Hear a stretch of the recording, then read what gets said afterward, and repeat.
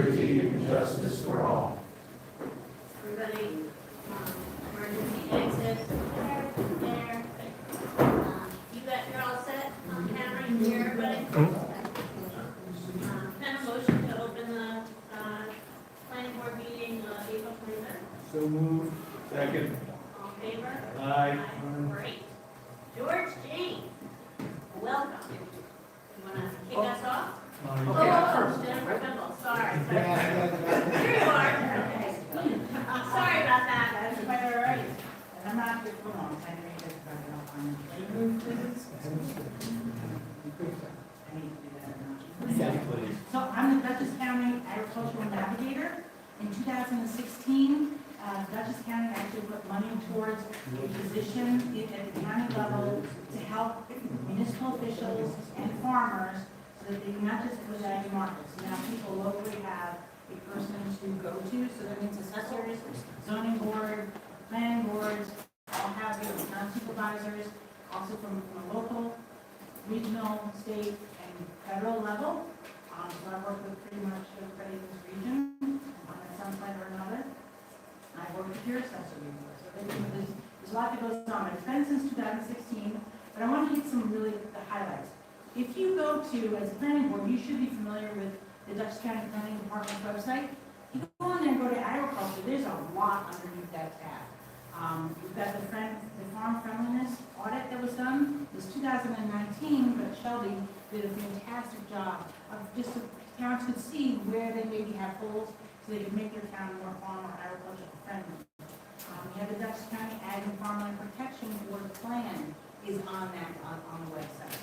And in there are things that towns can use, like the ag data statements. So when a property, so that my neighbors are building up, putting on an addition to their house, is it next to an agricultural property?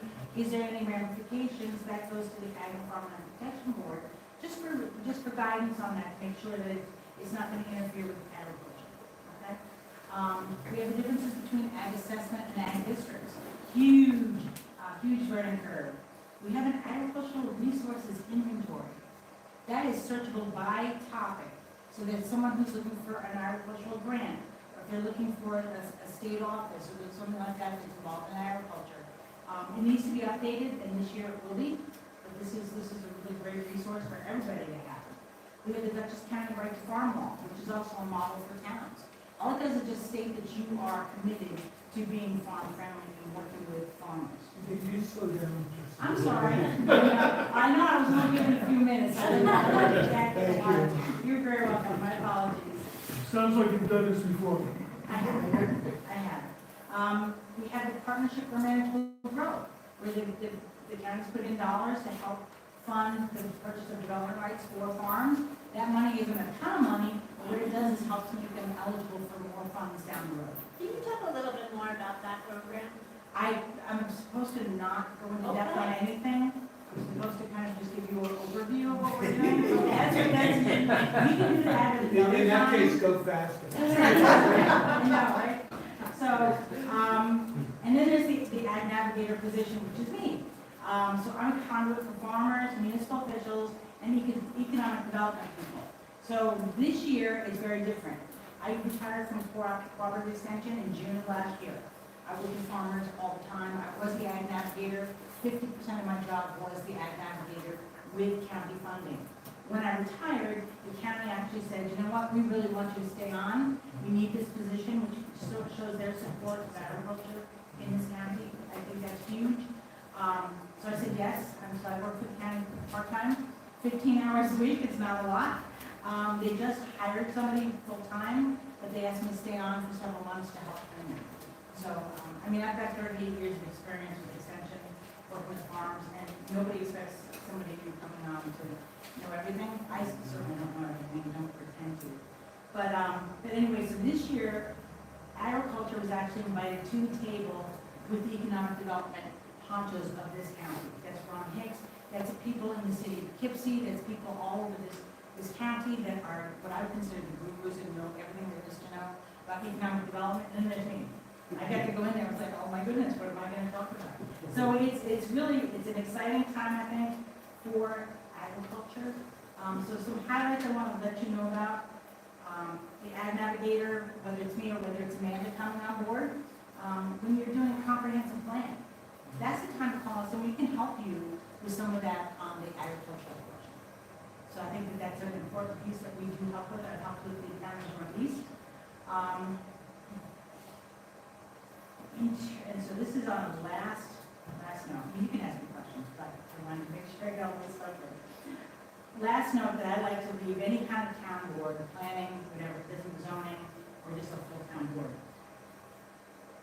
The balance of residential, commercial, or industrial in working and open, so these agricultural land, that balance is what helps to pay the taxes in this town, in any town. So in 2002, I know this sounded like a long time ago, the American Farmland Trust did a study. And Amenia is one of the towns that they did it with. Okay, so Amenia, Beekman, Fishkill, Town of Northeast, and Red Hook. And what this was cost of community services. And that's an important piece to do. So what they found was that residents or residential properties utilized $1.23 for every dollar that they spent.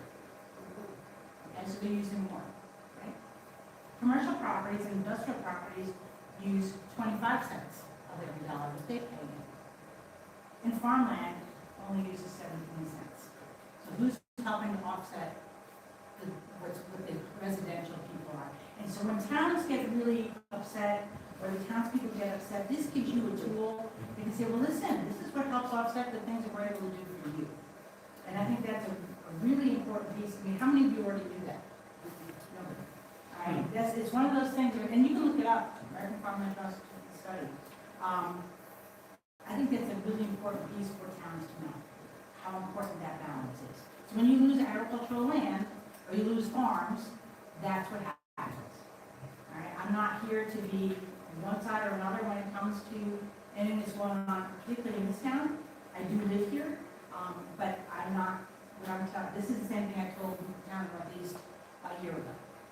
Right, so it's an important piece. So when you're thinking about the development, the planning process, whatever you're going to go through, think about where that money's going to come from. All right, so there might, towns, I think the town of Red Hook has actually put up some money to help with purchase of development programs. They're small. It's a small amount of money set aside every year, a little bit. It helps those farms so that they can stay in existence, purchase those development rights, whatever that might be, so that they will stay in agriculture for perpetuity. So we're here, I'm here from the government, I'm here to help you with that. But I truly am. At least I'm here for a couple more months, to help Amanda get on board. She's going to be fantastic. She actually has been working for Steve Van Tassel, so she's working on Barry. So she knows a lot of the agricultural people already. So she's going to get to know all the municipal officials. So it's a fun job for me, but it is time. It's time for me to step away. I'm getting old and gray, and so it's time for me to do other things. I don't know. If you have any questions, I'm more than happy to try to field them. Well, thank you for all those years. We drive around here and see that we've all benefited from your department. In light of that, in an area like this, which is experiencing increased growth, does your website track or have any place we can look and see what are the statistics, what sort of land use has changed from 2 years ago to this year, how much farmland is? Where would we find that? So I don't know if you can find it, but I think if you reached out to Owen Rafter, who's the commissioner of planning, that's about my pay grade. I'm here to work with you guys as municipal officials and farmers. But Owen would know which person on his staff would be the one to reach out to. I'm sure there's something. So right now, the ag district applications are due for those who want to get into the ag district. They've actually created an online system. Assessors going to love it, and so are zoning people. So anybody who can, they have a viewer, so you can click on that property and see if they're already in the ag district. That's a really great tool to have. And so we worked on that this spring, later this spring. But so I would imagine that they have the tools to do that. I just don't know if they would be in person. So Owen is, so E-I-O-N. Owen is, he's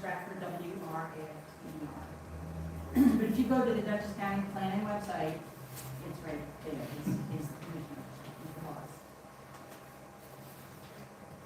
Anybody else? Will we be in touch with you regarding questions on this? Yes, I actually remembered that I have my business cards. I don't, I just, now I have this whole box of them, I'm like, thank you. So, Thank you. you're very welcome. Thank you very much. You're welcome. Where's your office located? So my office is located in my house. I'm a remote employee, only because I'm just 15 hours a week. But the office is in Poughkeepsie, in the old Poughkeepsie Journal building, and that's where Amanda will be housed. She will be full-time. This will be very important for sure. Right, so there's a lot of things we can come and talk to you about, or whatever it is we just need feedback. So we're trying to get to all the towns, so let them know what we're all about. I know the CAC is, they're still functioning, correct? They are, where needs them. Okay, maybe we should have them involved as well. Whatever you need. Thank you so much. You're very welcome. Have a great meeting, and thanks for your time. Thank you. Appreciate it. All right, now, Okay. If I may, Where are we? Madam Chair, nice. sure. I understand that you have your consultant here, and we're actually very eager to hear from him, and I'm sure so are you. But we actually have our entire team here tonight, and we want to do an initial sort of overview and presentation for you, which we did not get a chance to do at the last meeting on April 9th. And so, we've had people that were traveled by the way. We did have a presentation at the last. So at the last meeting, it was, and again, I'm sorry, let me introduce myself. So Diana Colette of Del Bello, Canela, Montgomery, Wise, and Whitaker. I'm the attorney for the Keenestad project. So here tonight is Peter Sander from Rennie Engineering, who was here at the April 9th meeting. And also the ownership of Representative Juan Torres. He's not available tonight, he's not feeling well. I know he was also here at the last meeting. And as I explained that last time, that was just an initial discussion. We didn't have Nicole Emmons, who's from Clark Howerton, who is our planning and site design, consultant, as well as Amanda Trotler from Saratoga Associates, who I know is going to be involved in some of the discussion that we're going to have tonight regarding the aesthetic and that analysis. So, and I certainly was not there. So if you could just, give us a few minutes of your time before Mr. James Can we do George's presentation first, as that's how we have envisioned this to go? I think there are a lot of people here to see that particular presentation, and then we can hear from you following that. We would prefer to do that, so. Okay, and you know, just so that I can understand, is the presentation based on our most recent submission? The materials that you submitted, I think it was in March, right? That date's March, George, is that date? Is that Yes, so there were. right? And then you guys submitted a couple of additional materials just last week or a couple of days ago. Yes. Those materials, because they didn't meet a deadline, haven't been reviewed for this meeting, but they'll be reviewed for the next. Okay, yeah, so, I mean, I do, as long as we can have the opportunity to present, I mean, again, when we had it all set up, but. Perfect, yeah. We'll hear from George, and then you guys can come up right after. Thanks, George. Okay, great.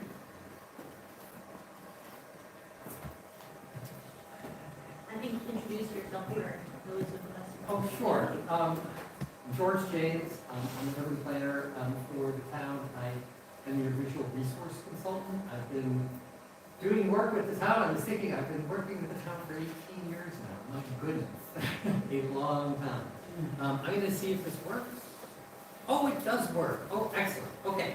So I didn't submit this ahead of time because we've been working on it, and really this is kind of a work in progress, but I'm going to start with the findings up in front, and then I'll work to why we came to this conclusion. So we've been asked to review the draft of the visuals for the Keens subdivision, and our findings is that the visuals don't use reasonable worst-case assumptions, and so you should use them to assess visual impacts of the project. Last year, we recommended that the applicant should submit a reasonable worst-case development scenario for review by the town before they did the simulation, so that there could be some sort of an agreement on what reasonable worst-case visual would be. That wasn't done. And I think once there is an agreement on what a reasonable worst-case assumptions are, the applicant should make the photo simulations to show what the project visual impacts would be. Okay, as you all know, and I think if you've reviewed it, the applicant prepared a draft declaration of covenants and restrictions. I'm going to start with this.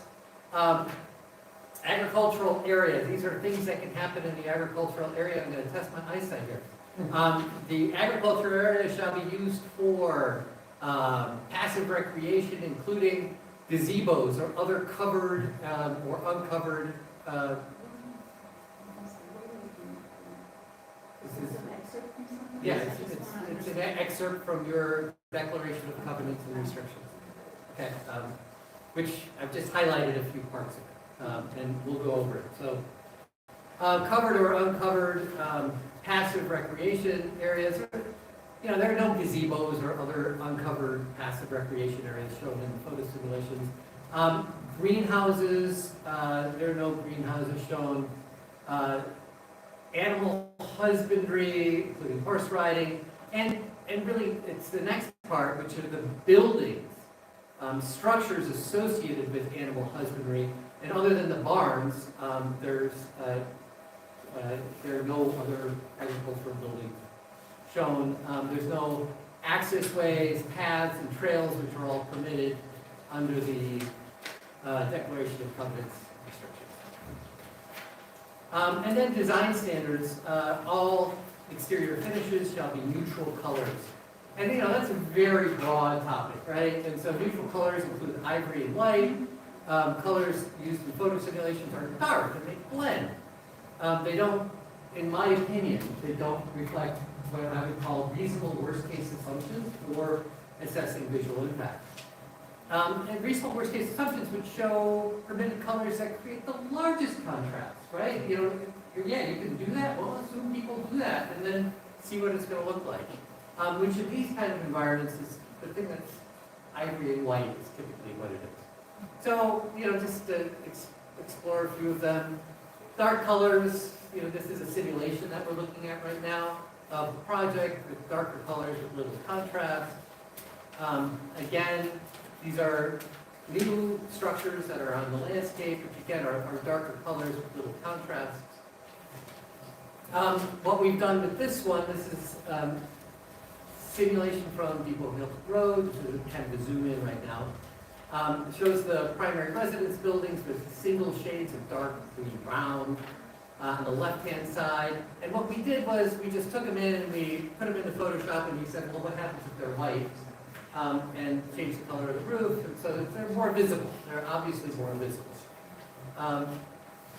And the you know, one question that we have is that the proposed conditions don't show many. It does show some landscape improvements, but in this view, it doesn't show much. Other than the pastel grasses on the property sites. Is the landscaping itself reasonable worst case? Will the views remain as open as they are currently? This view, as you know, is exceptional, and part of it is because it's so open, right? And so landscaping, which in a lot of places is used to block views to things, that's something that could, in and of itself, create visual impact. Barns are shown in photo simulations, as they should be, as standalone elements. They would likely need some kind of access road. Access roads require grading, landscapes improvements, site disturbance, and when you see these barns in the middle of the fields with no roads leading to them, the sites will likely attract recreational landscape improvements like swimming pools, tennis courts. Such improvements would require additional elements, maybe like shade structures, retaining walls, especially because some of these sites are obviously heavily graded. Paved walkways, hard surfaces. Basically, none of this stuff is shown except if it's around the house. Neither the site plan nor the photo simulations are showing these. We have a couple of, I have a point. Okay, so there's this is the site, the subdivision plan, the conceptual plan on the right showing the same area. And you show, you have a tree line, you have proposed landscaping along the road here, and then we see it on here, but we don't see it down here. And so there are gaps, and we think that the photo simulations do reflect the full build-out plan, but there are just things that are missing in it, right? There are things that would reflect reasonable worst-case assumptions, which are just not there. This is a close-up of, I'm sorry, it's tiny up there. We can huddle around it if you need to. The close-up of a reproduction of photo 7, which is, it shows a very significant grading change. You know, maybe 20 feet, it appears. And so, how many of these lots would need this kind of grading? And would that grading require retaining walls? The retaining walls, again, would be something that would be visible and seen. There are no retaining walls that we could see in any of this. And so, you know, reasonable worst-case assumptions would show. This is a close-up of photo 8 from Beacon Hill Road. Shows another significant grading change.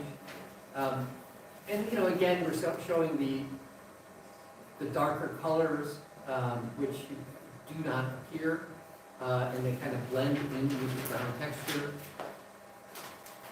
Again, issues with colors. And we're bringing up this one just to talk about it in terms of, you know, we have existing buildings here which are relatively visible when you compare them with the proposed buildings, which kind of blend in. You know, if the buildings can be those colors, they should be equally visible. Again, that's just using reasonable worst-case development scenario assumptions.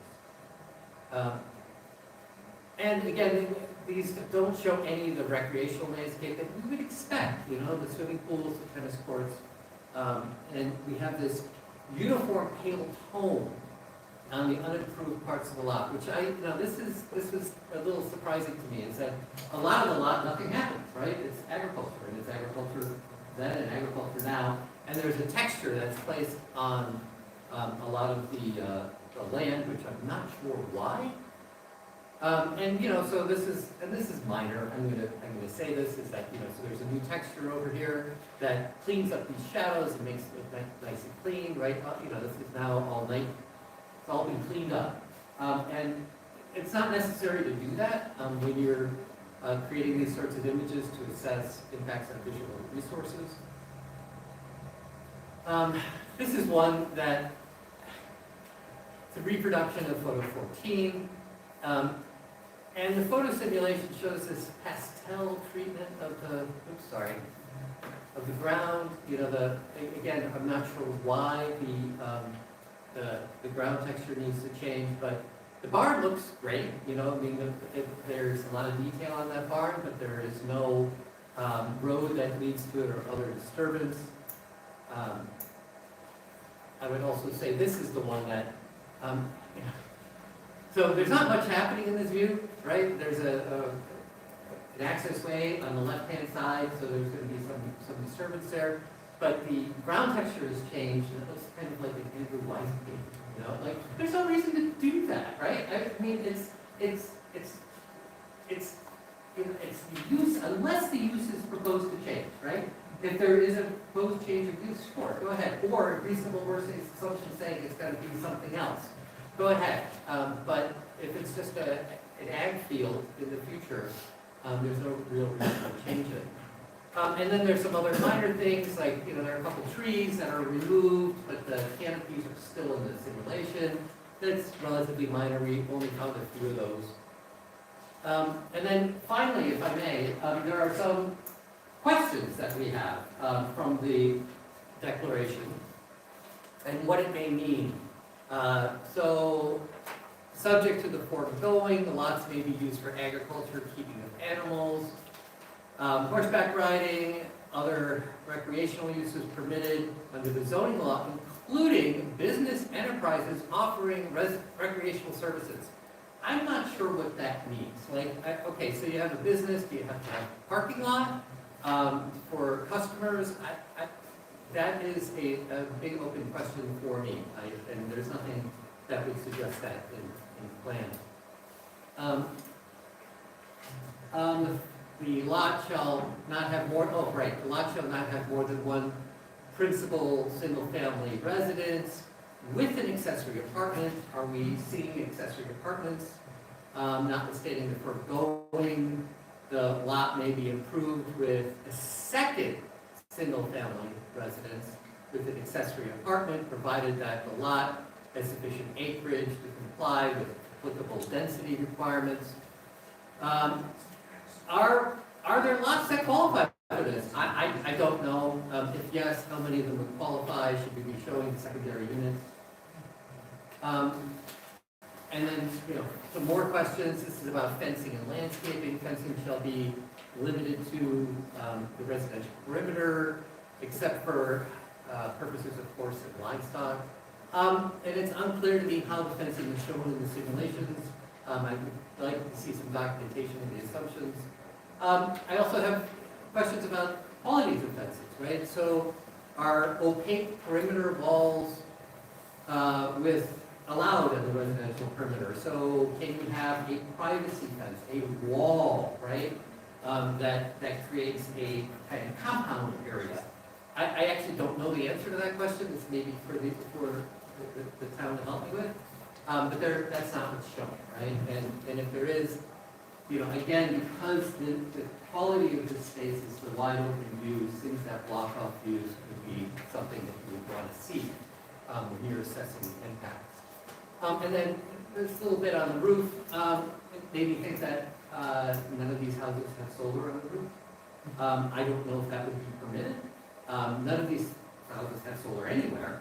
And it's an open question on whether solar should be shown, whether solar would be permitted or not. I don't know. So that's what I have for you. So my recommendation to the board is that you shouldn't use these for assessing visual impacts until there is an agreement, or if you agree with me that these should show reasonable worst case development assumptions, and that once you have that, then you would be able to assess the visual impacts.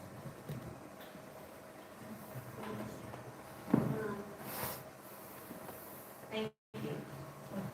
I think you have shared the presentation with the board by email. I think we have it, so if anybody else wants to take a closer look. I didn't share it with you guys. Okay. I just said it this afternoon. Okay, all right, yeah, so, for those of us that. I'll send it tomorrow morning. Yeah, that'd be great, thank you. Questions? I have a question. When you do your worst case, our zoning code says it's 1 animal per acre. Some of your lots are more than an acre.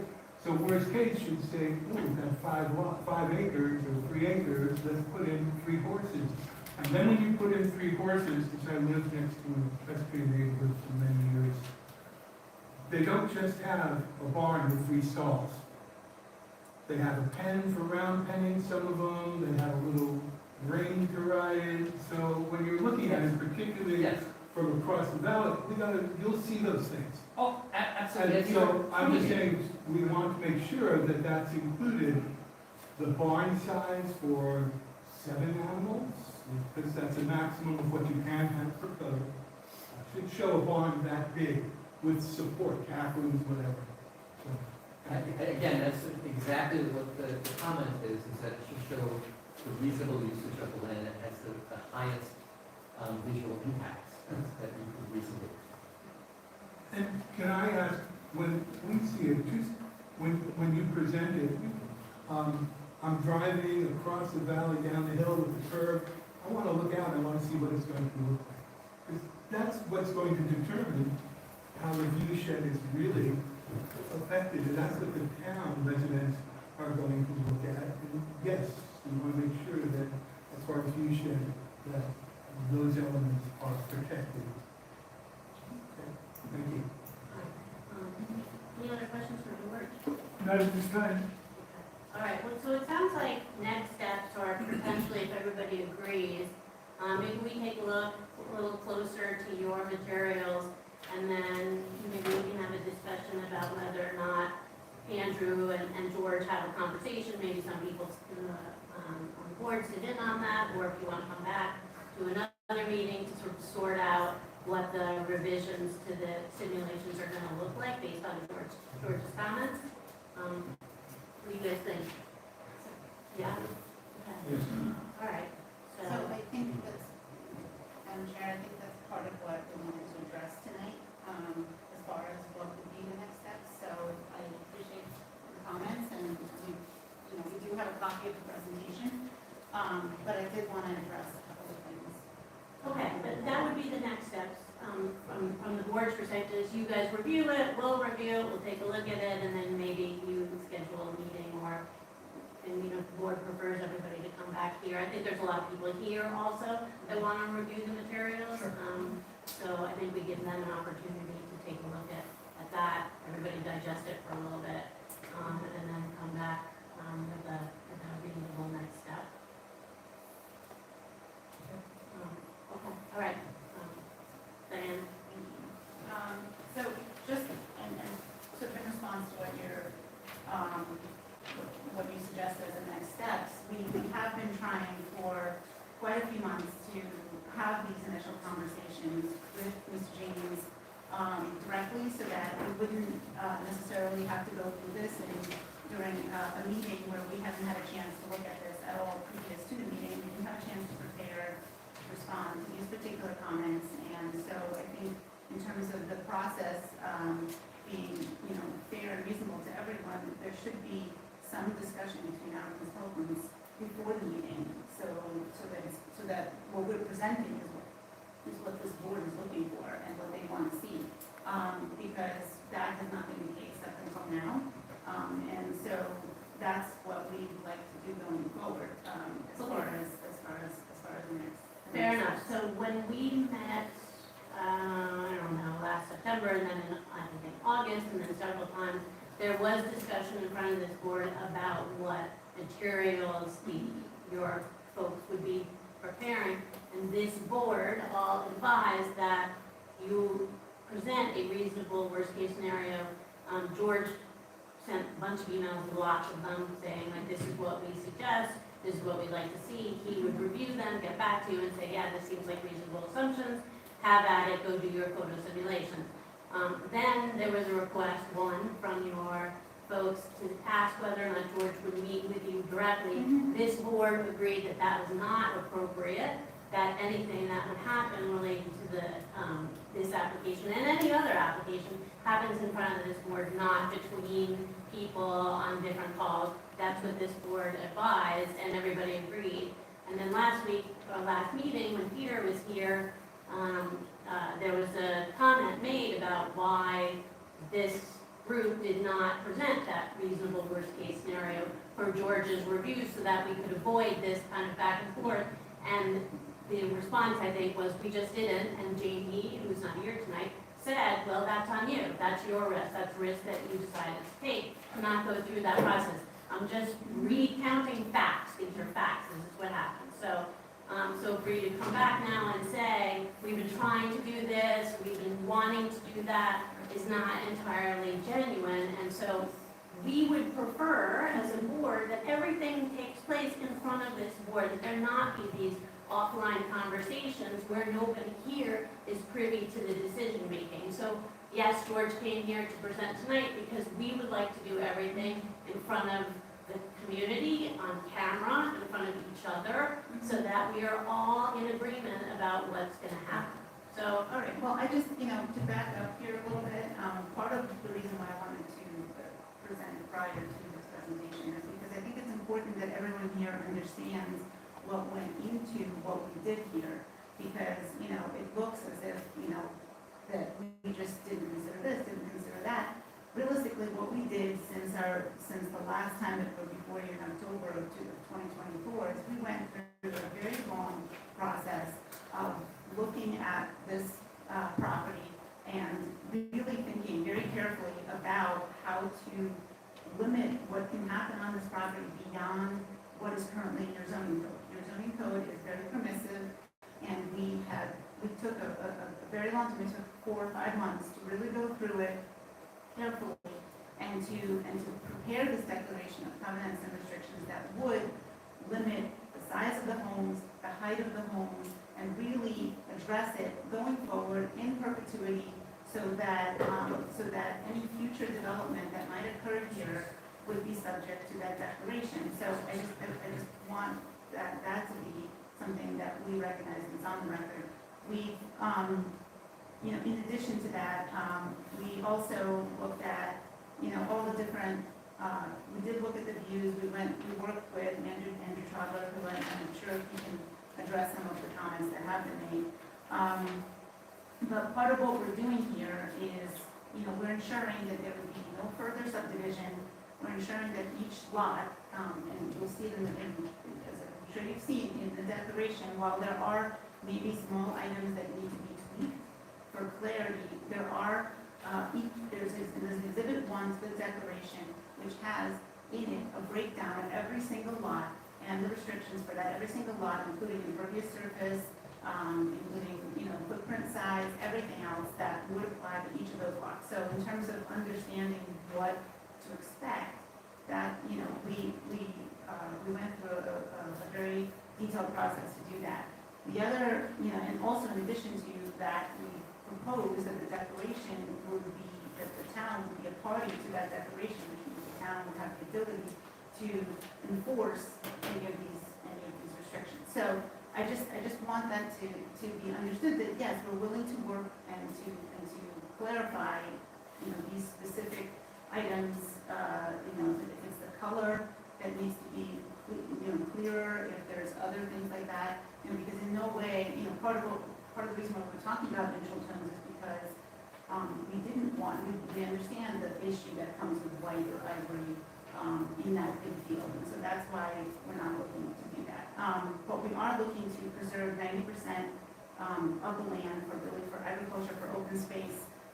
We've created this no vertical improvement zone, which I'm sure you saw, which is, the purpose of preserving that view from Delaverne Hill, which we understood was one of the concerns that the town, the field board had at the October 2024 meeting, which is the last time that we really had a conversation about it. So,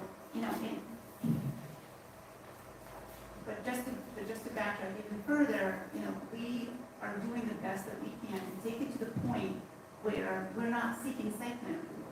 So at this juncture, this is still just a subdivision application, and we are trying to determine what would be a reasonable potential development that may happen at some point on these lots, okay? And so part of the reason for the declaration is that it provides those parameters. There's a residential perimeter, there's residential, development areas, there's all of these boxes to keep it, you can see here, within the confines that we've created. But, short of going to site plan, actually developing the site and actually putting together those engineering drawings, which is not what we're seeking to do at this point, is, if that's what is being asked of us, I just want to understand what's happening because Mr. James has made the point that, we need to see pools, we need to see all these other things, and, we're by citing those, we would just be citing them in locations that we can't say that those are going to be the locations where they're going to be in the future. Again, this is not site plan approval. And if we do go down the line of site plan approval, then we need to know that if we've studied everything, then all we need to do is pull a building permit at the end of the day, which is, I know, what has happened in other developments, but that's not what we had initially proposed. So, I just want to jump in here. I think one of the things that's happened is, and please forgive me, everybody's focused on the visual. Last meeting, I happened to focus on the declaration of restrictive covenants and other things. And I think, and I made it a point that the board should review it, because first, it sounded like you listened to me at the tape, but I said the same thing. And I think what George's comments grew from that, and basically what we said, and I don't think, and I haven't heard yet from this board, that they want to go to the site plan development level. I think George's language, and I'm not a planner, so I'm just an engineer, reasonable worst-case development assumptions. And when you read through your declaration of restrictive covenants, Rich and his folks did a good job between the last meeting and this meeting of clarifying his map. It's easier to read now, it tracks better with the declaration of covenants and restrictions.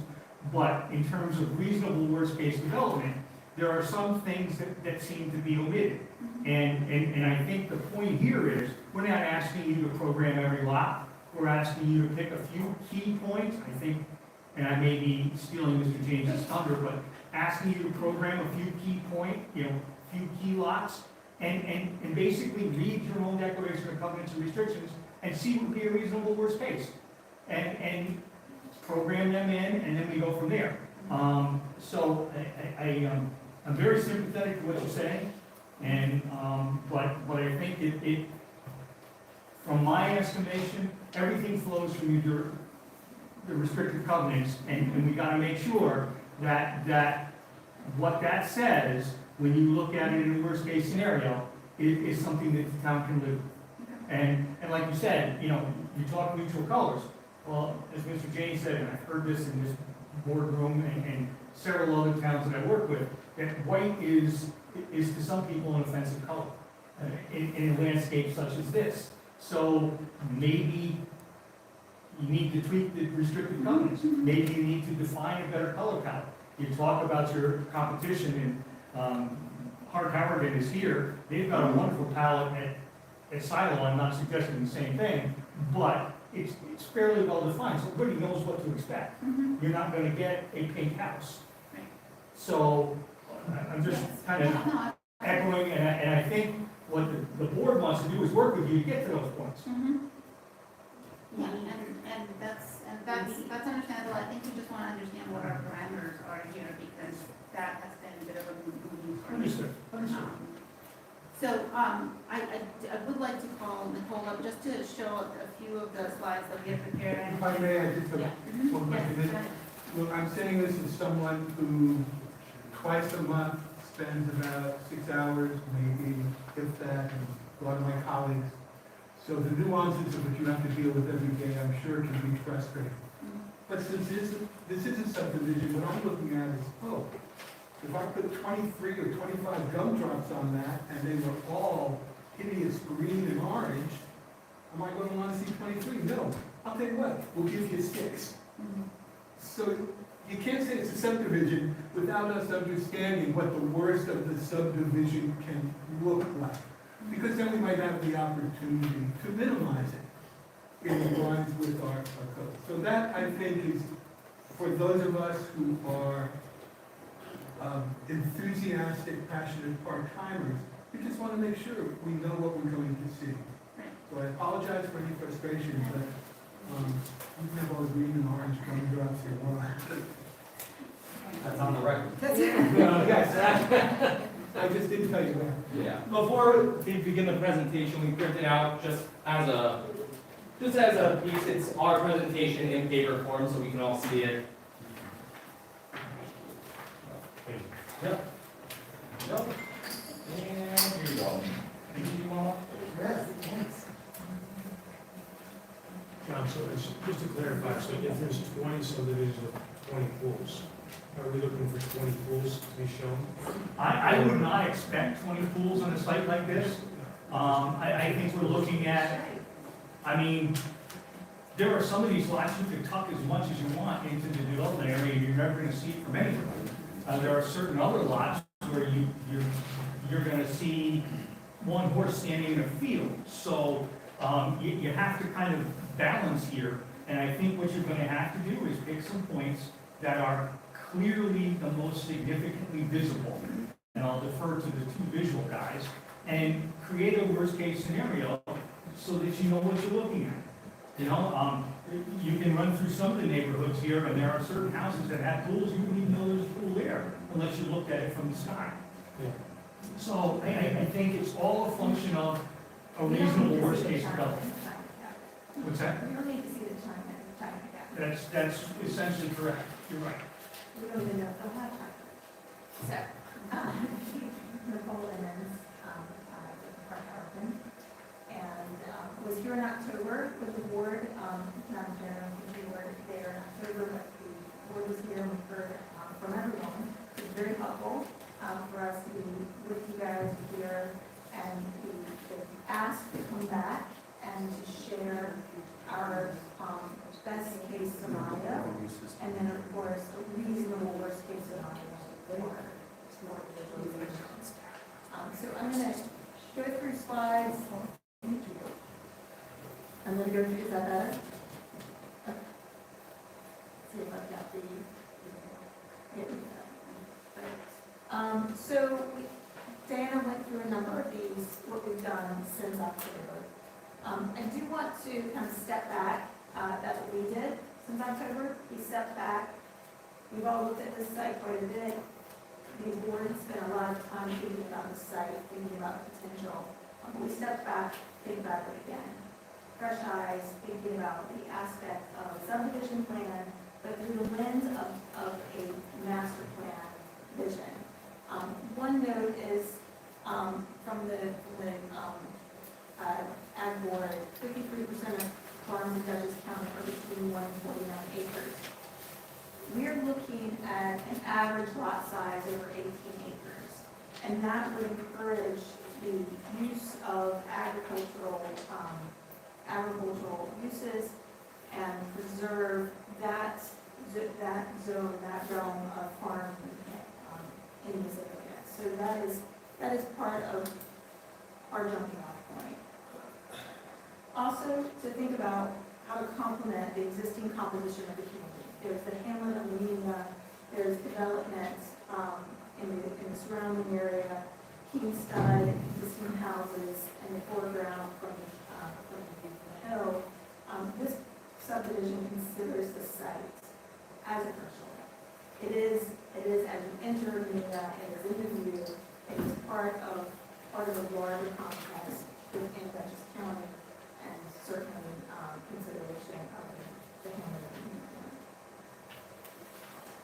This is, we're looking at the overall area with the boundary, and then just to consider, as you've seen the mapping from the team from Lydia, the preservation of 90% of the acreage, so that's roughly 545 of the 606 acres, as permanently protected farm area or open space.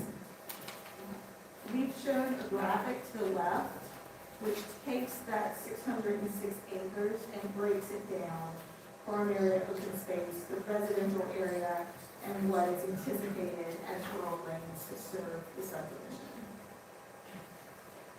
So just a tremendous opportunity to preserve land and agriculture. So of that 545 acres, roughly 110 acres are in forested area preserved, and then there's a 78-acre zone. We heard from you, and as well as looking at the site and understanding, having been here over the last 15 years many times, the view from the Running Hill and the expanse of the farmland and fields, and the request for some continuity of that patch over fields. We've applied essentially it's a no-build zone. So it's a non-vertical improvement zone, no vertical improvements. Yes, there can be farming, yes, there can be equestrian, or few animals in the field, of course. But there would not be vertical structures in this zone. So that is an additional restriction that is suggested, is proposed by the applicant.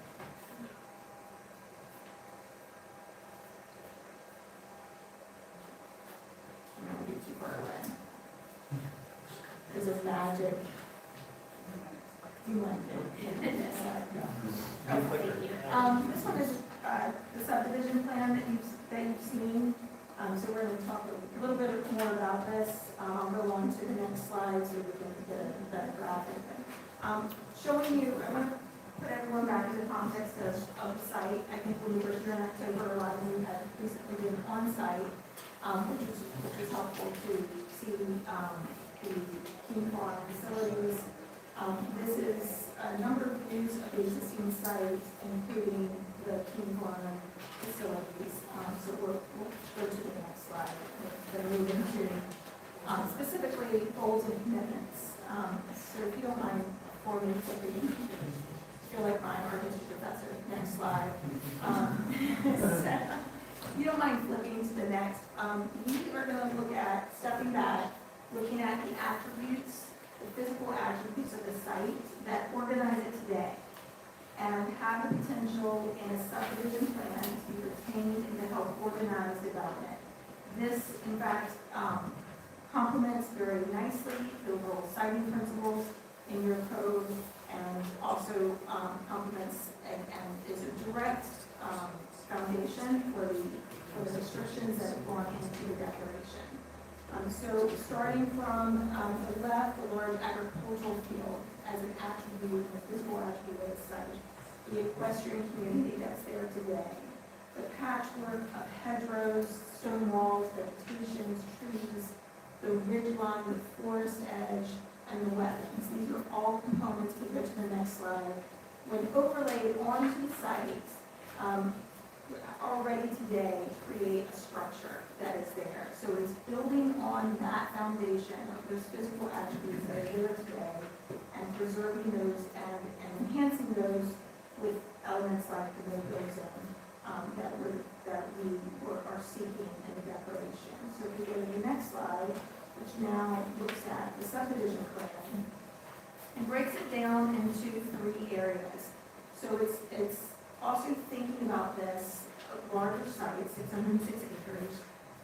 It's not the same in every acre, right? There is a very particular expansive field that's in view from Delaware Hill and from other aspects. There is, of course, the equestrian zone that's there today, and then there are the potential lots that would be up against the forest edge. So we're referring to these in 3 different scenarios: the scenic field, the equestrian lots, and the textured farmland. That is, as those lots rise up to the forest edge, they have today they have some agricultural uses. The anticipation is that these lots would accommodate that in the future as well.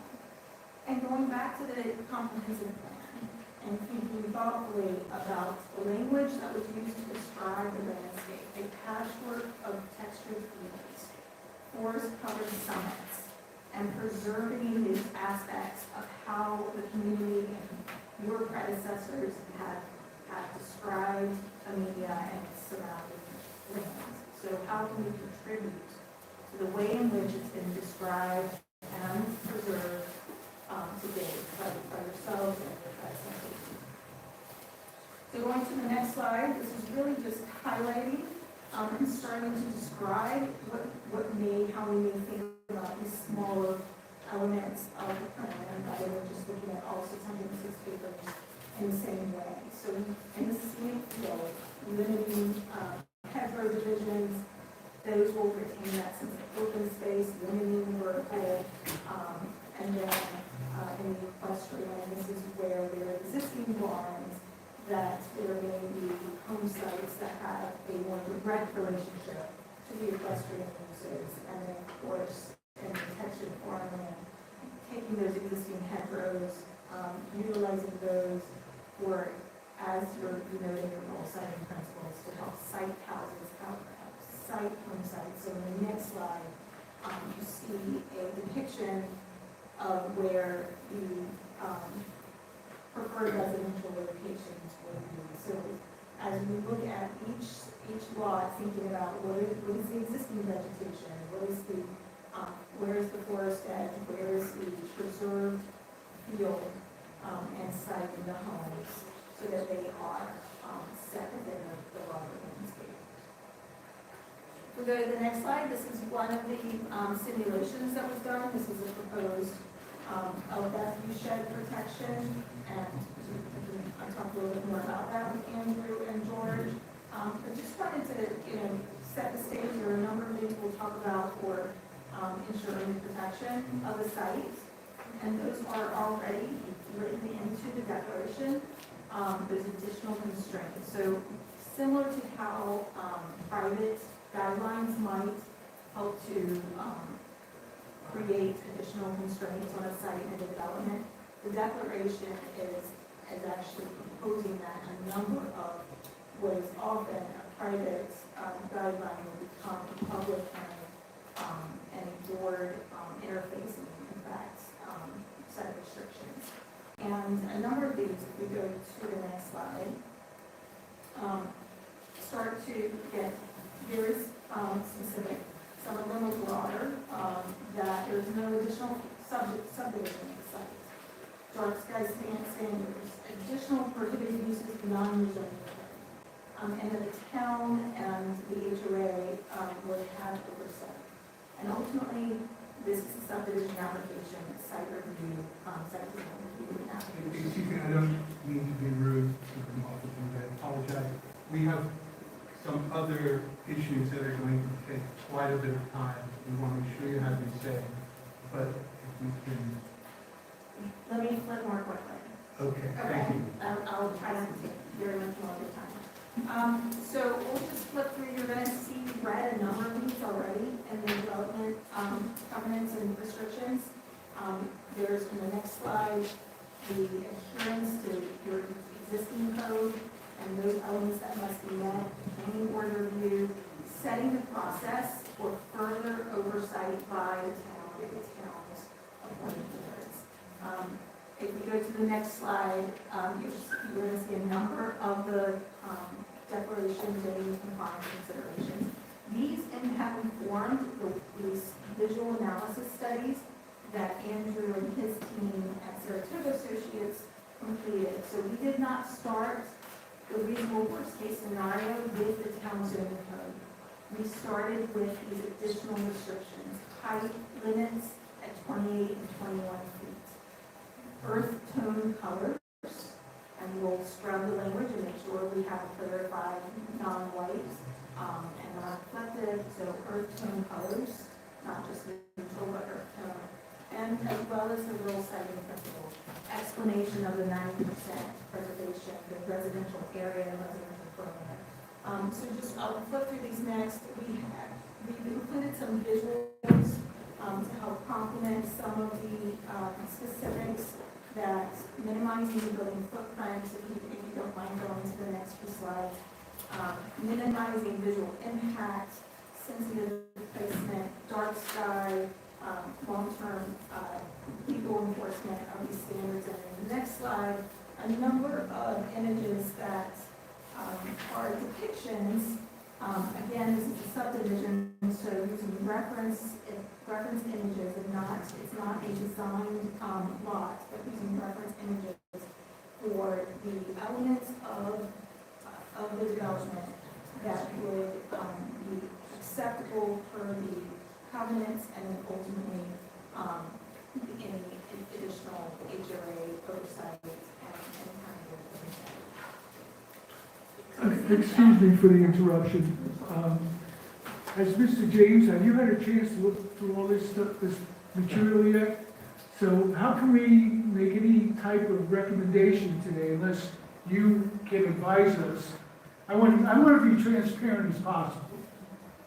And it's a very nice presentation, and I don't mean to be rude, but Mr. James, I would like you to review this for us and give us some kind of feedback. So it sounds, sorry, thanks, Nicole. I think we have it. Really appreciate all the hard work that went into putting this together. I think, the agenda matter tonight was for George to present his review of the visual impact analysis, which he has done. I think the board has been clear next steps are, we'll review it. George, maybe you'll review the new material. We'll figure out whether or not we want to have this on the next month's agenda to figure out next steps. Andrew, if there's an opportunity for you to come to that and maybe have a discussion about, what you can do in order to address George's comments, I think that would be advisable. And then in the meantime, everybody will have the opportunity to review all the materials that have been submitted to this board, both back in March and last week, and then again tonight. And, we'll get back to you on what happens next. So I just have a few just closing points I wanted to point out. You have 2 minutes. We'll be here all night anyways. Yes, We'll be but you moving have forward. 2 minutes left for this. Sure. Okay. So again, I just wanted to recap, none of this information is new. This presentation is actually just a compilation of everything we've already submitted. So it should have already been reviewed as part of our prior submittal over a month ago. And so, again, we just appreciate the board wanting to hear this presentation. We talked about this at the last meeting, that we wanted to present this presentation to show that we've put serious consideration into mitigating potential seeker impacts to the visual view shed. Again, while the renderings are nice, I know George wants a little more information. All of this information gets re-reviewed as part of site plan review by the board. Colors, layout, fencing, buildings, everything gets reviewed by the board. So everything we show tonight is essentially imaginary, because it is just to provide a flavor of what that impact will be. But it's a lot to absorb all at once. And Understood. I want to make sure we're doing the right thing, not only for you, but for the community as well. No, understood. That's why we submitted over a month ago. But, Well, you haven't submitted this, I'm just seeing this tonight. okay. But anyways, with that, I'm just going to close off that this is a repackaging of materials we've already submitted. We look forward to moving this along, and just for the board's consideration, this covenant expands and enhances on restrictions already outlined in the town. So it provides a greater level of review and restrictions than what is permitted by the zoning code. So I just want something that the board to keep that in mind as we're reviewing these enhancement restrictions, to show that the applicant has really put in consideration to mitigate any potential impacts to the visual view shed, which we all find very important, and that's why we're theming this agricultural themes, because as Jennifer said, agriculture is key to Dutchess County, so We appreciate this is that. why we're here. Yes, thank you. We So thank you. One question, We're done. just one very quick question. I don't recall seeing this in the materials, it may be there, I don't see on the map. Is this going to be a gated community? No, that, I don't believe so, and again, this is I don't something that- believe so, or to be determined. I this would be That, part of when you preliminary come in the subdivision. future, that's a question we will be asking. Correct. All right. Not that we've been told yet. I have a quick question, why I have both John and George in the room with regards to grading. So John gave some instructions, he understands we're not doing a site plan, but George, when he was talking, got into grading, saying that there is some level of grading, so I just wanted to clarify, It appears from the what you're review. gonna be looking for grading. I'm hoping we don't have to grade. I'm gonna be blunt. I am not looking for any grading, other than for the roads that you propose to Which is construct. already graded. Okay, that's what I've said, that's what I've historically said. However, when you look at the representations that Mr. James looked at, there are elements that would suggest that some of these things are substantially graded. So my suggestion to you is, if there is a particular lot, again, I keep going back to reasonable worst-case development. If there is a particular lot that, in order to achieve what you show, requires substantial grading, well, then maybe you do a little bit of that lot. I'm not looking for grading, I don't think George is looking for grading. We're just looking for an explanation of what is on your drawings. We can use reasonable engineering judgment to say if we have a steeper lot, and we know that potentially there could be some retaining walls, we could outline some retaining walls, but we do not have to grade out the entire lot. That is correct. Correct. Just wanted to clarify that. That is correct. And I think, We don't use have to your put that. best judgment, right? Reasonable worst-case scenario using your own covenants and restrictions would be, theoretically, in the most visible location, the most intense use of that, potential use for that particular lot. So for a lot that exceeds 20 acres, theoretically, you could have 2 single-family homes, You could have 2 accessory buildings, you could have barns, you could have pool, you could have roads, you could have tennis court, you could have bunch of horses, cows, you could have all sorts of things. So reasonable worst case scenario, theoretically, you're not gonna have that on every single lot. That's never gonna happen. But pick the worst case. Pick a couple of different viewpoints with a couple of different reasonable worst case scenarios that are allowed by your covenant. That would show, and we've had this discussion before, right? Things that are in the viewshed aren't necessarily just buildings, right? They're fences and trees and hedgerows, and I think the covenants say all of the lots that have road frontage are gonna have a buffer, a landscape buffer. Show that on your visuals. I think just interpreted, last time when we were here, John said, this is a great document, and we very much appreciate, I think, Peter, to your point, the over and above and the restrictions that you placed on this, but we need to see it. We need to know what this is gonna look like, because this is an inherently, incredibly important viewshed that is represented in almost every single policy document that this town has put forward, including the zoning, including the comp plan, including things that are offered by the county, including farmland protection plans. You name it, the Delaware viewshed is in it. So we need to do our due diligence to say, you know what?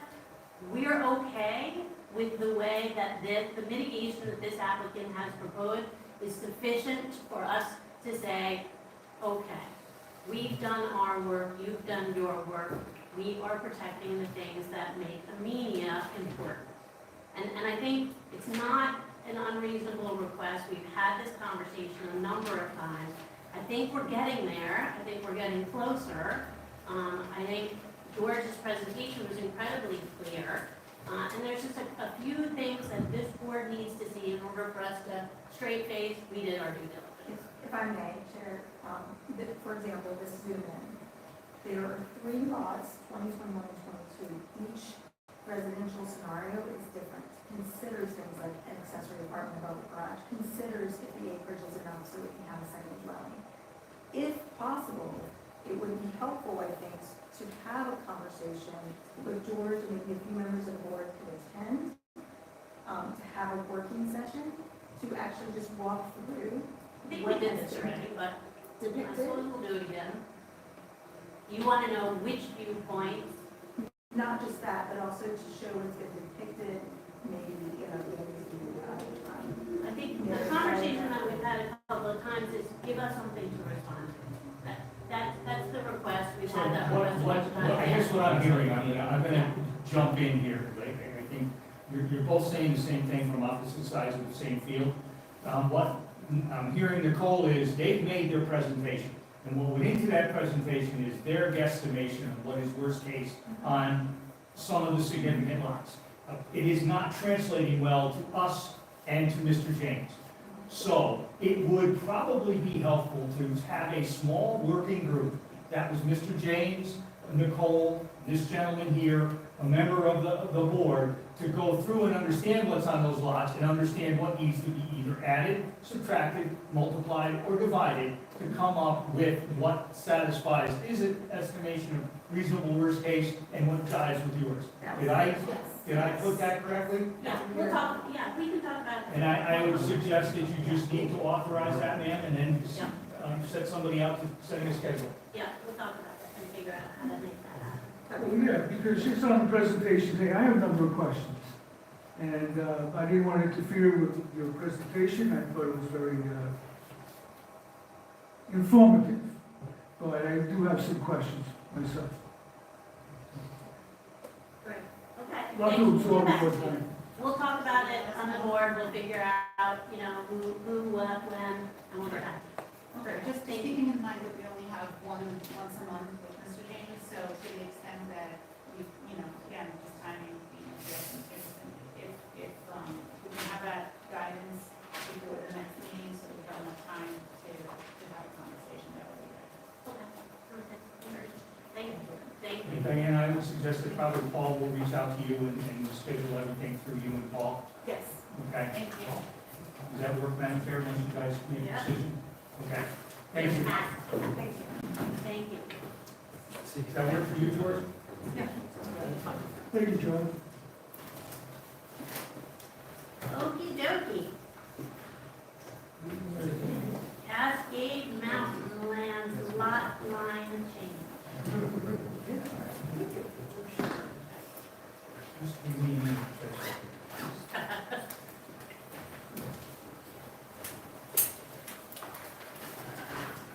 Walk away and take them.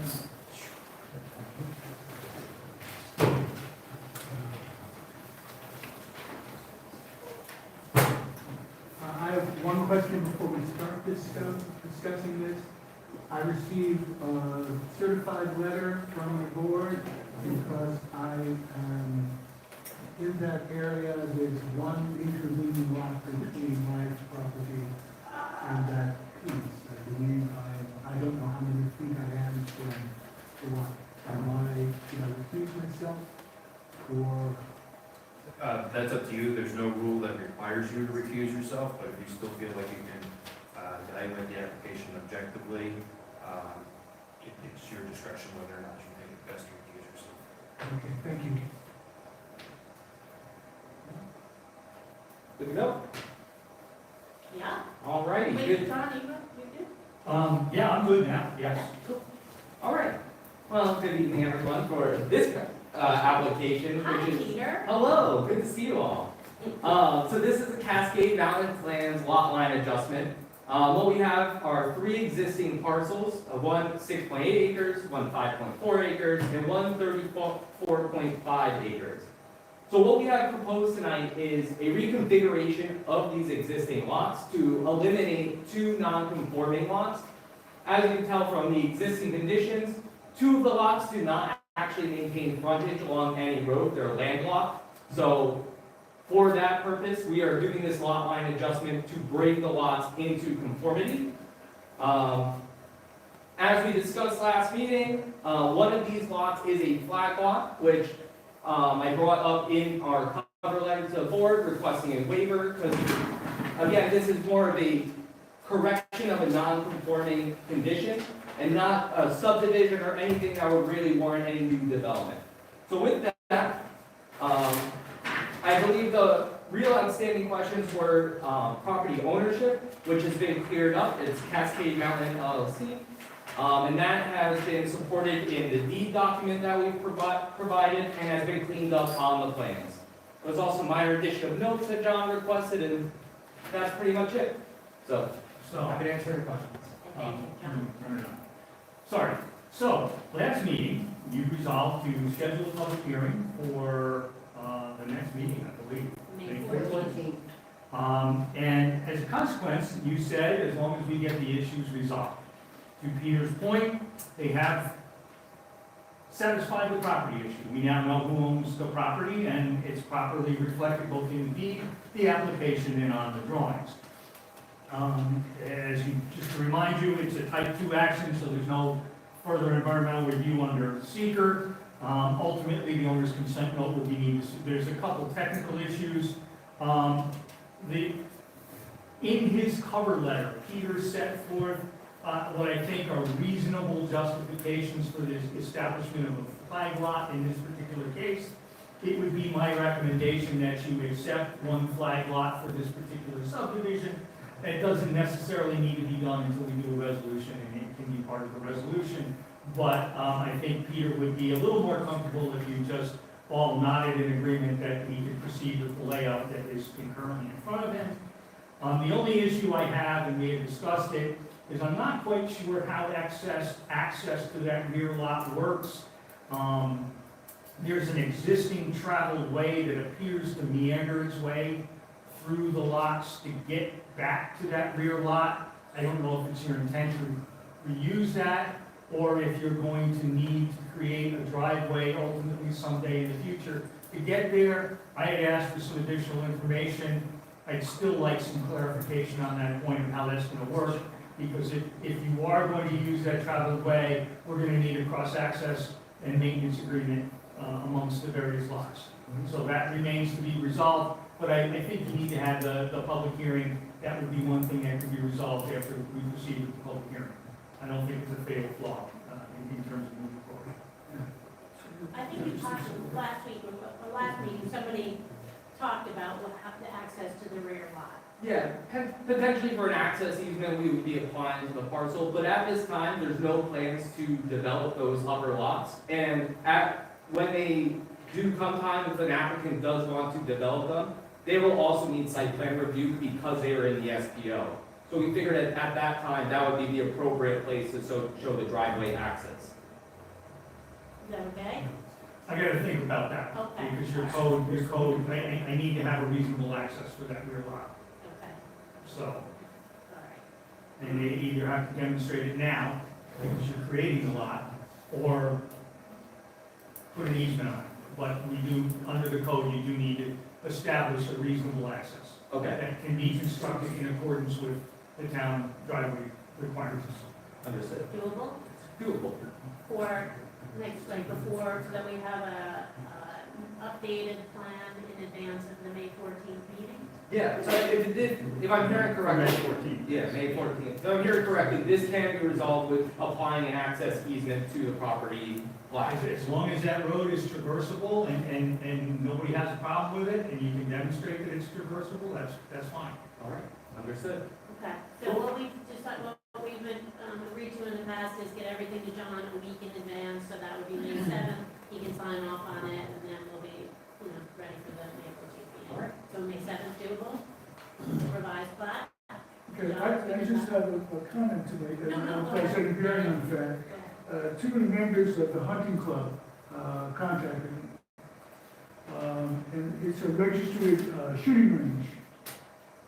And so I don't know if it is. I checked it out. And I don't know if that has any bearing on the fact, but I just want to alert you that it is a hunting club and it is a registered shooting range there. So I don't know if that has any bearing on the fact, but Which lot, Mr. Walsh, please? this is the Chisholm Carroll lot, and the vice president is Glenn Caldarelli, and William Chisholm is apparently the president of this group. I'll have it. It's lot 2 on Okay. So, I don't know if that has any bearing on anything, but I was informed that they do have the permit to shoot there, so, On the adjacent property. yes. Okay. Lot 910325. So we'll have to do some As long as they research. don't shoot anybody. The reason I was called is because one of the members, the notice was sent to the hunting club, and he informed me, at least Mr. Caldarelli, Mr. Chisholm did receive the notice. Mr. Caldarelli, who is vice president, said he had received a notice, and that has no bearing on this board, but he was just wondering what it was all about, so. Okay, we'll take a look at it and see what we can dig up. Okay. Thought I would mention that, we get, anybody, anybody gets shot. Shall we prepare a draft resolution assuming that As seventh, soon as John signs off on the 7th, Okay, if that's all complete, then yeah, draft resolution for the 14th. Enjoyed the notice, did really everything went out, Yeah, I did notice, and before I went to vacation. sign is there? For the hearing? Sign's not yet. Okay. No, I didn't do that yet. You'll let me know when it's all good. Took the other one down, man. Put it back, you gotta replace it. Like, I'll put it back. The other piece of this, I'd like to get a statement from the fire chief that the lot is accessible and it's we're able to get emergency vehicles up to, this is a long flag lot, so I'm not sure, we're talking about a mountainous area here, so. Yeah, there's nothing up there now, and there is a traveled way that goes through all the lots all the way to the top, so. I But don't know how- it's not something you can drive on in your car. I know, but they mentioned that they were going to make sure that it was drivable. That'll be covered, that'll be covered. That'll be in covered. a work exhibit that, Okay, Now they covered in what? I'm and a sorry. worksheet, separate, like the next application that's up, we did a separate worksheet that John could analyze Yeah. and see what a potential driveway could look like, well, similar. okay, yeah, I'd like to get that clarified as well. Okay, will do. All right, so that all needs to be in by the 7th. Everybody agrees? All right, any other questions? All right, cool, thank you. All right, thank you, everyone. I'll Are see you you gonna in sit down 5 and minutes. stand back up? Yep. Okay.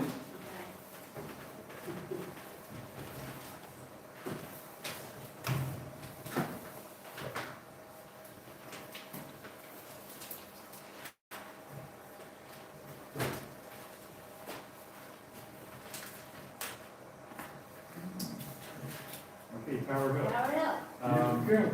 So we had a few emails go back and forth today. I received an email from Paul. And I think there was a little bit of confusion from the last meeting. We were asked to make a submission and meet a deadline, and then there would be a resolution this evening for a vote. And that particular question of what we needed to respond to was an engineering design issue, where John wanted more detail on a particular driveway.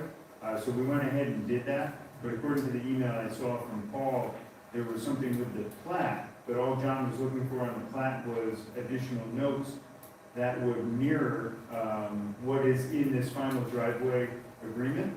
But unfortunately,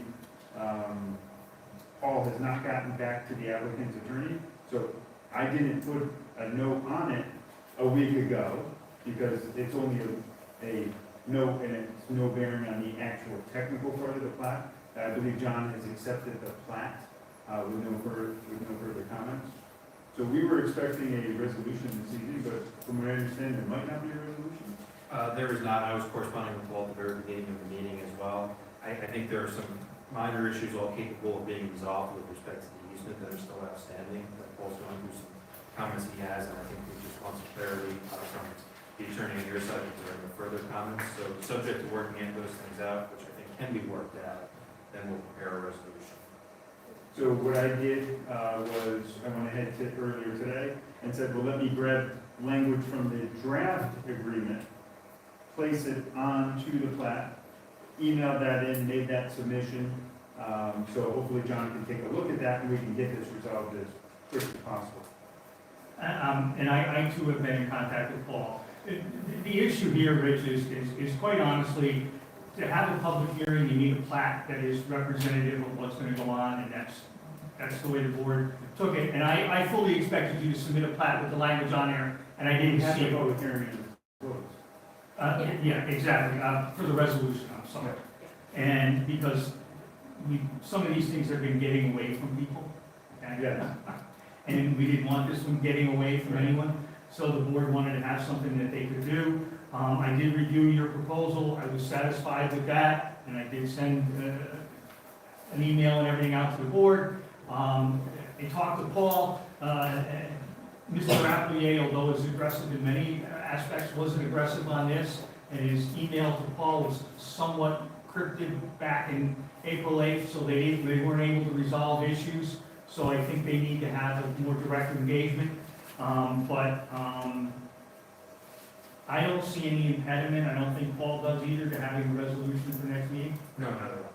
So if that's the pleasure of the board, I'll take a quick look at Rich's, understanding that it may, and you usually have a catch-all phrase if you gotta satisfy the engineer anyway, but as long as we have this plat on record, then you could entertain your resolution. Sounds good. I think what we, just for the record, what we agreed to, and we are agreeing to it every time, is you need to have all your materials in advance, 1 week in advance of meetings in order for us to let the attorney know to draft resolutions. But it's not just you getting them in, it's they need to satisfy John, and we couldn't move forward with an approval of a subdivision plat without actually having that plat and having John sign off on it. So just for the record, for clarity, that's why the resolution wasn't prepared. The easement issue notwithstanding is because there wasn't a final plat for him to say, yep, looks good, move on, resolve it. We're trying not to have lots of outstanding, untied things and conditions for approval, and that's where we need to have John and the attorney sign off on materials before we issue resolutions. I 100% understand all that. In this situation, though, the question that was asked of us, or the task proposed to us, or given to us, involves taking language from an agreement. So in my mind, I can't really tell you that that's accurate language until I have a final agreement from the attorneys, because it's their language I'm putting on my map. Right. We So can approve it's the chicken and the egg? Yes. No, I We understand. Yeah. I understand, and, you know, the issue was, it was a comment in my memo, it was unresolved, and the planning board didn't want to move ahead. So, and I'm not pointing the finger at anybody, it's just one of those things that happen, but now we got it resolved, and in the future, if this transpires, Rich, do what I typically do, is put your best guess on there, because an attorney's gonna second guess it anyway, so we'll change it after the fact. Well, that's what I did earlier today. All right, so we'll take care of it, and Thank you. I'll get it reviewed, Madam Chair, and get it to the attorneys. There's full sets of copies of it. You. Okay, thank you. All right. Last up, Cascade Creek subdivision. Please introduce yourself. Oh, man. I knew I was going to. Hello, I'm Mary Lane. That's Peter Sander, again, from Engineering, representing Hudson River Housing. Mary Lane, over here, our representative from there. So just a recap for the board and the public's own benefit. What we have here is a conservation subdivision within the 1 acre suburban residential SR zoning district. There are 28 lots proposed on 24 acres of land. The lots are of the minimum, or greater than the minimum required lot size for lots being developed within a SR district, with the benefit of public access to public water and public wastewater facilities, or community wastewater facilities. Again, we're currently under the conservation analysis process, which is not really a subdivision review. It's more of a fact-finding mission to identify lands on this project site that are worthy of conservation. So, per the board's recommendation, we beefed up our conservation analysis, which was submitted with that last submission, where we beefed up our background information in the environmental and zoning portion. Then we added a section based off of our own analysis and the board's feedback and the consultant's feedback of the areas on the site that we thought were the most worthy of conservation protection. I'll just summarize the key points in my narrative, which were the Cascade Creek Stream Corridor, which is the area along the western part of the parcel. If I may, I'm just gonna jump in. I don't know if you have it in front of you, but if you were to look at section 2.9, there is a summary, Peter's summary, I'm probably stealing his thunder. It sets forth the recommended conservation resources to be preserved. But it's section 2.9. We can both be thunder, John. It's no big deal. So then, next one was forested parcel perimeter. One of the key benefits was that this perimeter, which is outlined by this nice little squiggle line, provides visual screening from adjacent roadways and residential lots into the site. So that if you go out there today, you can actually see, really can't see other than in very clear openings in the vegetative buffer. So that would be like right here where we have our road currently. Then the next one would be agricultural and open space land. As we discussed in the narrative, this parcel has been farmed since at least 1936. It's been row crop, so you have the traditional row crop, soils and all of that. So we figure that that is a key benefit of this parcel. And then another one is the suburban character. And I want to emphasize this one because there are numerous lots within the adjacent area that all have very similar lot sizes. Just northwest of the parcel are a whole series of lots that were created as part of the subdivision that are 100 by 150 feet. This is, well, it's around the 0.3 acre or 0.2, somewhere in between there for those lots. That's exactly what we're proposing today. And so we figure that that's something that is worthy of preservation, is that character is the small lot size, which is why this area was zoned SR, and why the conservation subdivision does allow density bonuses for developments like this that do preserve significant areas. So, and then lastly, part of our analysis was that we then provided an analysis of why those conservation areas are preserved by our current lot layout, which, as you can see here, we focus all of the residential lots along this eastern and northern portion of the project site, with a large conservation area in this western area, which is intended to be a community garden. So once we begin actual subdivision design and review, those details will be more fleshed out, but right now what we're doing is proposing to preserve this as part of this initial stage of development. With that, I know John has some comments, but our real intention tonight is to really push for a conservation finding statement. I'm not sure how much more we could tweak this plat to actually preserve any more valuable resources than what's currently shown, and we think it warrants a conservation finding statement at the next available meeting. With that, happy to answer any questions. So, Madam Chair, I did issue an email summary. Just touch a couple of the high points. I do believe that the conservation analysis that was submitted provides sufficient information for the planning board to determine the lands which are of conservation value and the most important to preserve.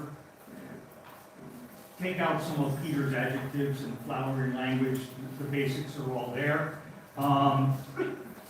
The conservation analysis. It's agricultural language, and not flowers. The only comment I have is the conservation analysis should probably be expanded to address, they have proposed a lot of open space, but they are proposing to utilize that open space for both their on-site wastewater treatment systems and their water supply system.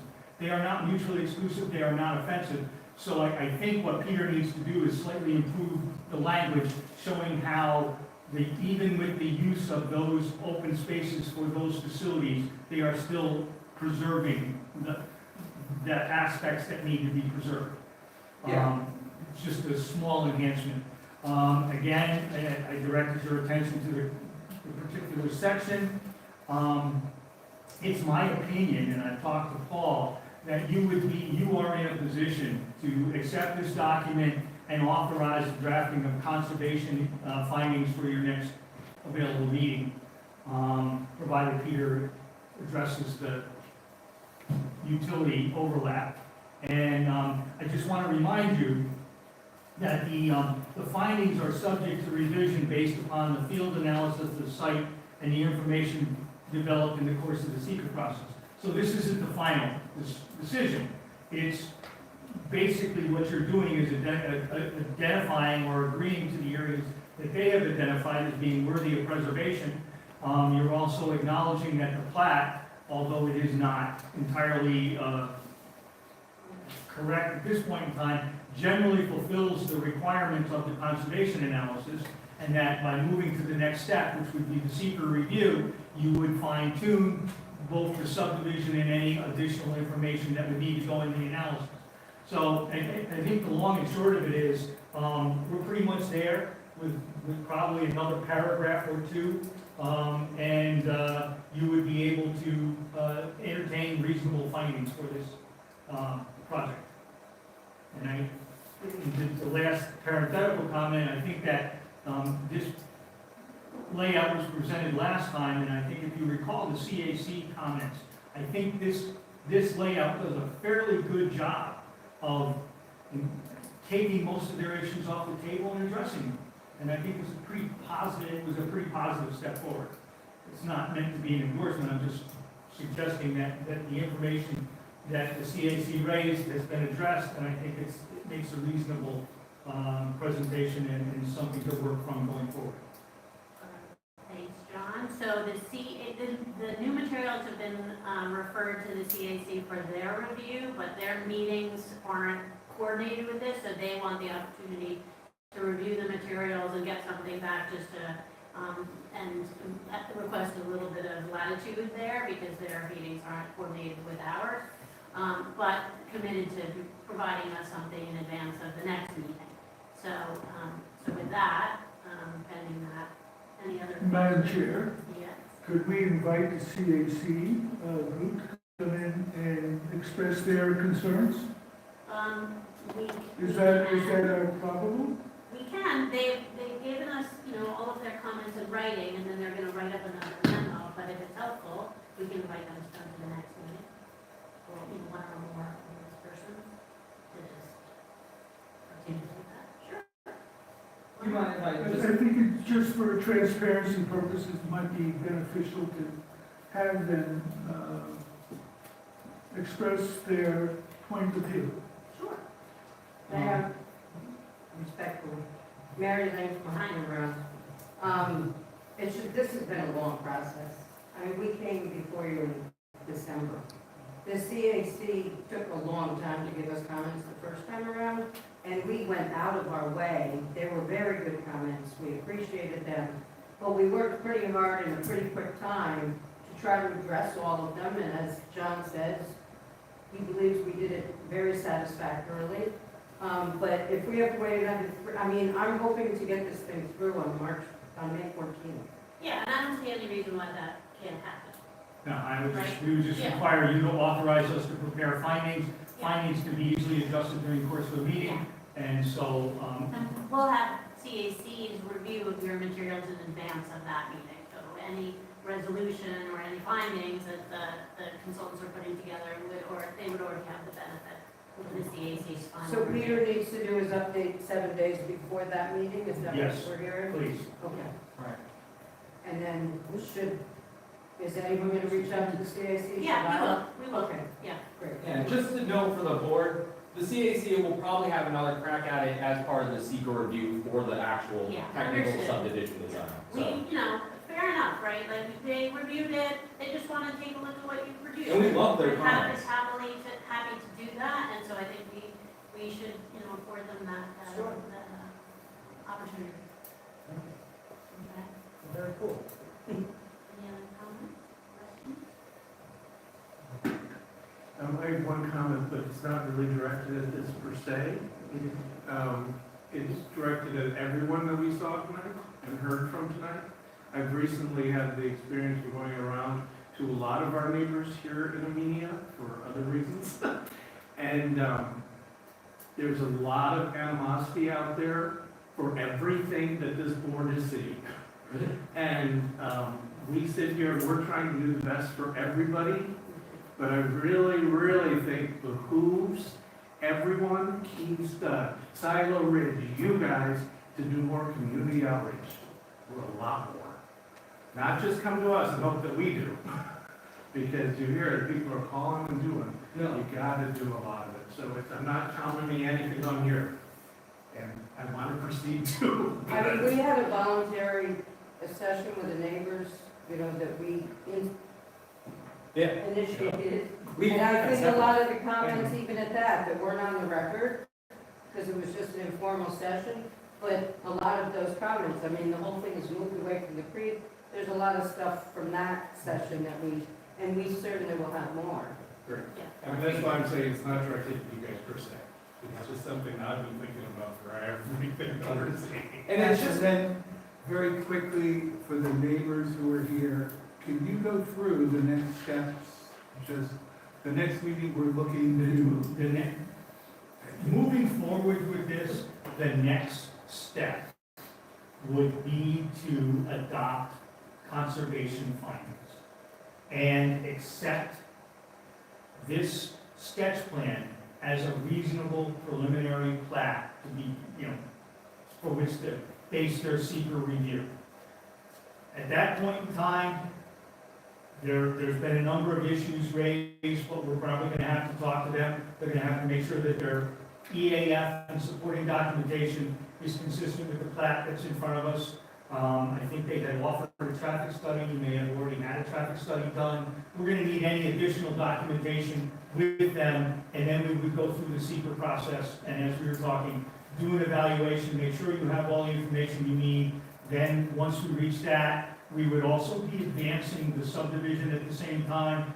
For instance, Paul and I had some conversations about the additional tree line and maybe creating not an open space, but an easement or restrictive covenants so that the tree line gets prepared.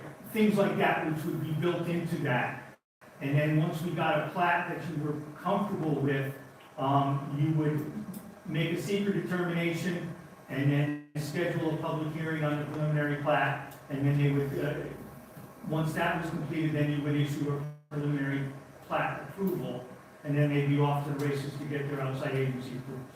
Right, so it's roughly 6 meetings before there's a public hearing.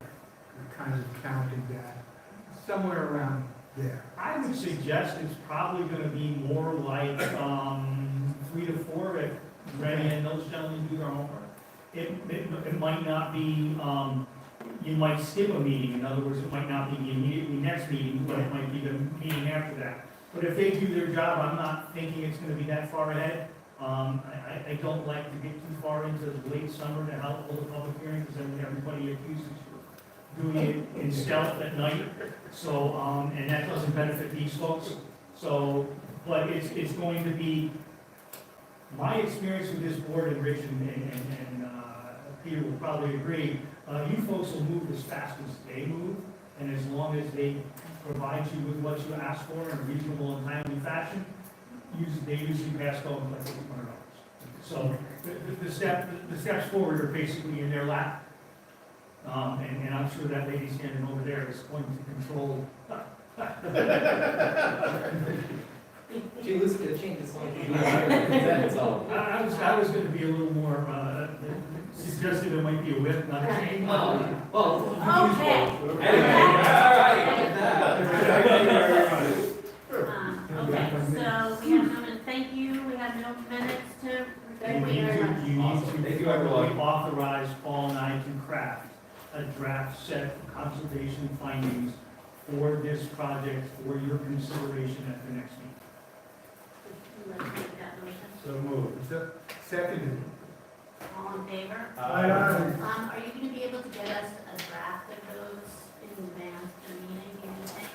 My friend Paul, who has been graciously missing meetings and enjoying his vacation, assured me that he would prepare a prompt set of findings. Okay. We've actually discussed it, and the answer is yes. That's called mea culpa. One thing, so on Walter's point before we wrap up, Ted's suggestion that we might want to consider, I know that we generally very informally allow public comments, if people are here, you know, we let people raise their hands and ask questions, but I don't know that everyone knows that we let people do that, so thought maybe we might consider having like a public comment period or a privilege of the floor or something. Sure. So that people can feel heard at these meetings. If we make them longer, if we limit the comments, right, like we would make sure that they were topical, but thought maybe we would talk about that as well. I think that's a very good idea, as long as everyone, including us, knows in advance what's going to be on. Because a lot of times we're getting the agenda a little later, so we can just come a little earlier, that's all. I mean, lately, it's been really good because we've been sitting here going, okay, next week, or not next week, next meeting, I sent it draft right. out and it is changed. Yeah. It happens, but I mean, we would obviously limit any public comment to something that was on the agenda. We would have rules, no more than 2 minutes, we don't, duplicate things, try to be positive, only have suggestions, don't just throw shade at everything, like that sort of thing, but we all have to acknowledge that it could. I think it's a really, really strong idea. The one thing that I would add is this process, all of the regulations, all of the acronyms that we use can be incredibly confusing. I mean, I'm constantly looking at our zoning code. I'm like, okay, RAs, okay, now I remember. So we make sure that we are educating, because a lot of the grievances will be, well, wait a minute, we don't want that. We don't have to worry, like we just talked about, we're not gonna decide that you have to have that for 4 meetings. So, that I think is important. Right, but the public also has to understand that we have to go with the law and what is written. If they come in and just say, well, I don't want it, that's not going to be constructive. And that's about, Agreed. right? Yeah. You guys have to stop, the rolling submissions, gotta stop. You gotta make a deadline, and then just wait. I just want I to mean, comment. I'm picking on you because you're literally the only people that are here. Always, every single applicant, so, like, they're like a couple days before we, with the exception of sort of the follow-up items that we ask for, we have a deadline, we gotta meet the deadline. But if, I'll just be clear though, if we ever submit something that's after the deadline, sometimes we wanna get it off of our plate. I And if you get don't it. put us on the agenda, it's just, we got it out the door, I know. we're on to But something you else. bring the in the heat. office. You both have to You bring the acknowledge heat, that too. you bring the heat. I think this is just a hot room, Okay. you know? Yes. But we do have a 2-week rule too Yes. Well, for submissions. Unless you change it at a meeting, Right. and say by a date certain, which you did this evening. So May 7th is 1 week in advance of the meeting, it's a date certain. And, I got it, the only comment I will make, May 7th at 5:35, it is considered the next day for me. How that is for Judy. Normal Come on, business. it's not till starting to go About back. 10 o'clock at Not night. yet. Normal business for normal people. That is Not correct. normal business Engineers. for consultants. You know, Different time.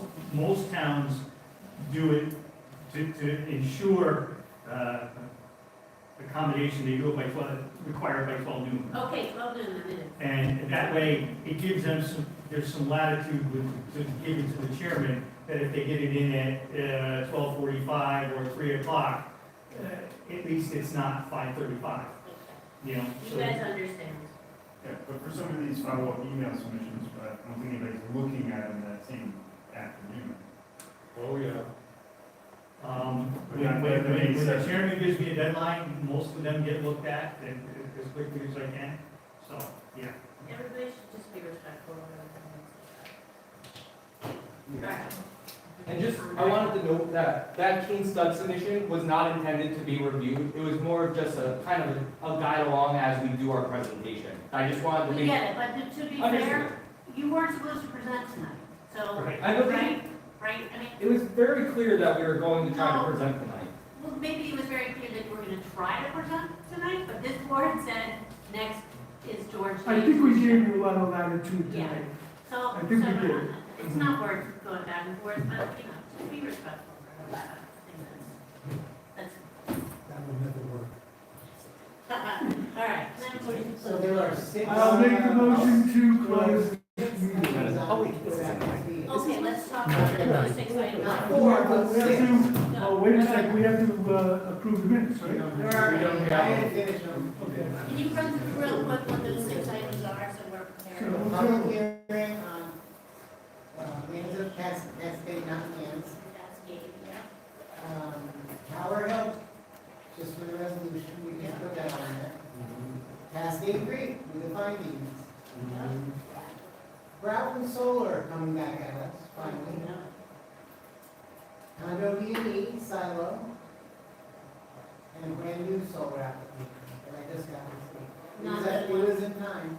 Is that Lewiston, the same one from last time? No, I haven't, okay, that's right. I didn't put him on either, did I? His stuff is coming in. Houston, no, Houston Coleman, Yeah. you were ready for a resolution on. He submitted those photographs, he did everything, So he said he he's didn't got- give us updated drawings, but he got those updated drawings So today. So that's 54 Kennel Road. Yeah. That's another one. Solar? Yeah. Yeah, This 5 and 6, I'm sorry. So Cascade Creek, Yeah. Tower Hill, Cascade Mountain, sorry, Tower Hill, Cascade Creek, Broughton Solar, condos D&E, there's a new solar application that is, 36, 23 to 22. okay. And then Houston Cohen, Yeah. which is 54 also Kennel. solar. That's 54 Kennel. We don't have anything for Bratton Solar, No. application materials. Here we go. Did we get recent solar? Yeah, I sent it out. When? When? Oh, 2 check. Courtney sent me, new stuff. All right. How's that forgotten us? Construction's They're, coming they're up. busy, they're busy, I was over there twice, so Yeah, they're trying to get that going. Do you have part They got the fencing up. of the, No, solar, then the We'll new be back to solar? some more. But I mean, She didn't tell me, it seemed like it was really good, we saw you. three different phases of it. And condo beginning, we don't have the You all did a materials. good job consulting. Correct, so when's the deadline for that? It's gonna be next week. It's so, if we have a It line, was Monday. it was Monday. All right, so they're not on. I guess not. Okay. Yeah, he said he was gonna take his stuff to me. Okay, so they're not on, so So then DME is off, the Indians off. and I'm gonna tell Patrick. Okay. It's all over my office desk, so. Oh, you got something? I keep moving, we submitted all that stuff the last time, the drawings and Yeah, everything. he didn't have the economic stuff together for this, he said, so. There's a few other things. All right, so then they'll be on the May 14th, 28. 28th, okay. Okay. And then next week, next time, minutes, the Yeah. last and I'm next. two-thirds through them, Okay. now I have this one. I'll second. Did somebody make the Yes, the motion? motion's already been offered, I'll second it. Who did the motion? Good. Yeah. Adjourn? Okay. All in favor? Uh,